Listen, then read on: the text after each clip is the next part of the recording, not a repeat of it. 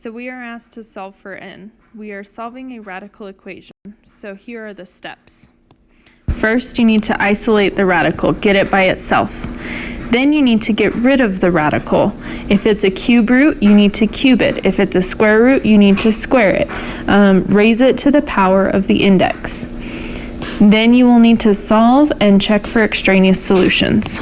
So in this example, we have 5 cube root of 3n minus 15 minus 4 is equal to 11. So first we get rid of the 4.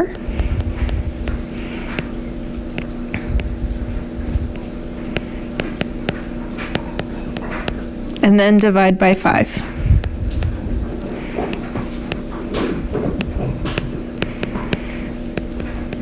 To get rid of the cube root, we cube both sides. So we're going to have 3n minus 15. Well, 3 cubed is 27.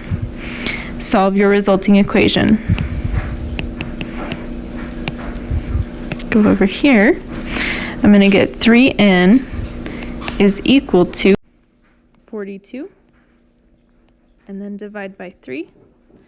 42 divided by 3 is 14.